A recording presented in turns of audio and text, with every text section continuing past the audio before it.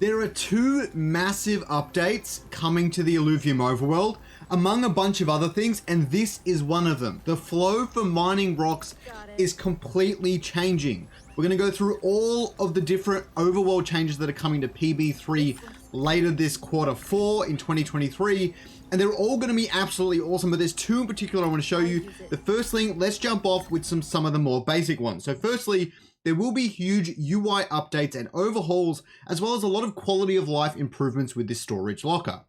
I don't know exactly how this is going to work, but currently filtering, storing all your things, crafting new items, and all that sort of stuff is getting a bit of an overhaul, and it's going to become a lot easier and more user-friendly. As you guys already know, even in PB1, getting your shards out of the storage locker to make sure you can go capture alluvials was just painful. It wasn't very good. It wasn't very useful. Your inventory is pretty much max thing. Like, you don't really have many restrictions. So there's no major reason it should be like that. And that will all be getting fixed.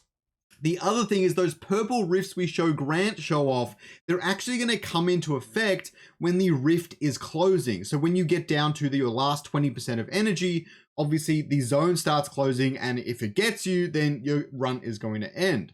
However, those purple rifts will start appearing all over the map, and they will refuel all of your stuff.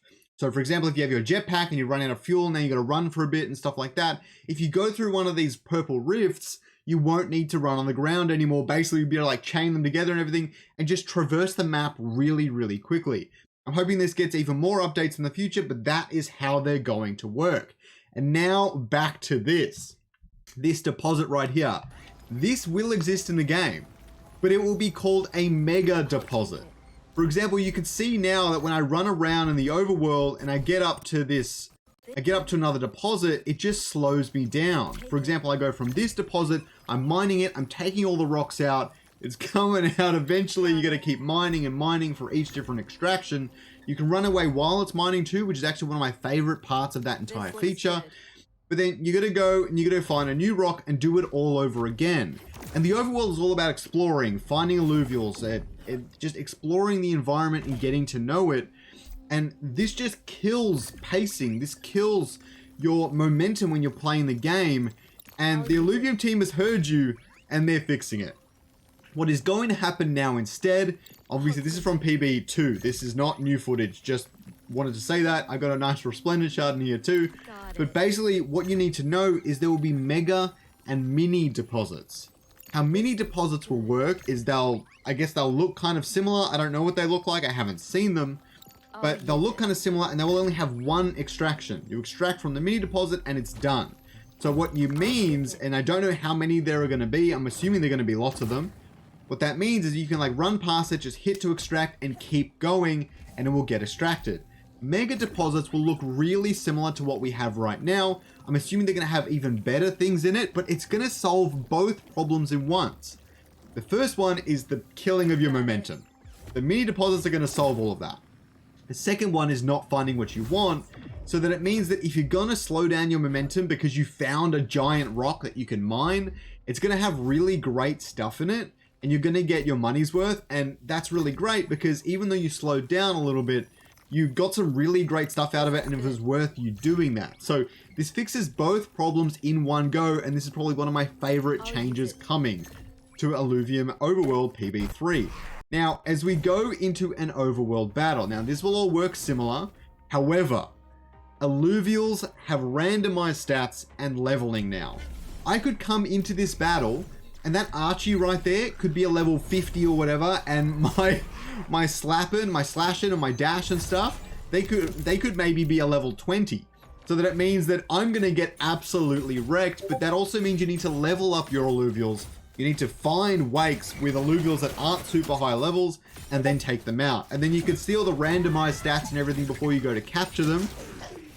You can try and capture, I believe you can see them before you go to capture them. I'm not 100% certain on that, but I know that that's the intent for open beta at the very least. But you got to get some really great stats alluvials so that you win more fights. The problem here is that currently the overworld, especially the alluvial side of things, is really, really brain dead easy. But what this will mean is you might find some really high level tier 1 or stage 1 alluvials, and you'll still need to play a really smart game to be able to beat them.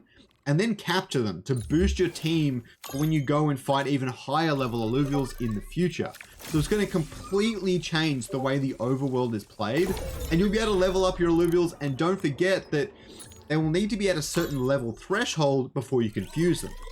I don't have those details myself. That will come out over the next few weeks, but that is a big thing you need to keep in mind. So the other thing that you need to know is, for example, if I go back to a battle over here, I don't know where I have a fight. Let's say, whoop, here, probably going to this one. So if we have a battle over here, the other thing you need to keep in mind is shard integrity. Now, I bet you're saying, Scoriox, shard integrity, does that mean your shards can break? I thought Illuvium team said your shards couldn't break. And honestly, I asked the exact same question. I asked that thing straight away, and TSG said I was wrong. I was wrong. He used some colorful language. No, I'm kidding. He was fine. But I was wrong. What shard integrity is kind of like alluvial health. So every alluvial, as you already know, when you go to capture them, you capture them in a shard. But this shard can be damaged, it can be destroyed, well, not destroyed, but it can be damaged over time. And what this means is that if my slash in here, for example, died during this battle, or maybe also if it takes damage, I think just if it dies during the battle, then its shard integrity will decrease. I don't know exactly what that'll look like, if it'll affect its health for the next battle, but basically if it drops, like, the shard integrity might drop to half, and then if it faints again, it might drop to 0, and then I won't be able to use slashing again for future battles. What this means is that not only do you have to prioritize your mastery points, capturing the right alluvials, high level alluvials, where your alluvials are positioned, now you also have to try and figure out how I can maximize the potential for them over the long term. If my slashing is going to die in this battle, then I won't be able to use it for the rest of the run, and I probably won't be able to capture any more alluvials. So maybe preserving your strongest ones, or the ones you think can carry the best on their own, is going to be really important as we go into the overworld PV3. The other thing is that the consumables you get, for example, from the plants, let me find one of them.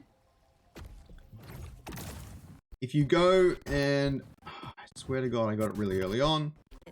So these plants, I know you remember them. These are kind of how you get augments, and I don't know if that's going to change, but they also give you all these other consumables that heal alluvials, give them powers and things like that.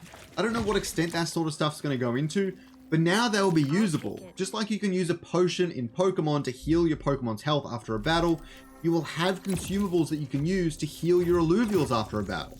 So it's going to be an important part of the overall economy, the overall ecosystem, and how you play the Illuvium Overworld.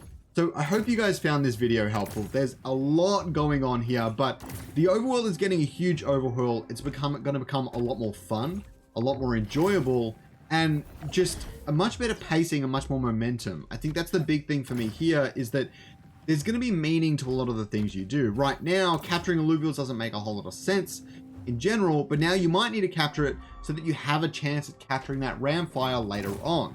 You can't just use like 5 Dokkas to capture a Ramfire. You need 5 level 100 Dokkas, or whatever the max level might be, to be able to take it on. I love all these features in the game, and I think it's going to be an awesome time.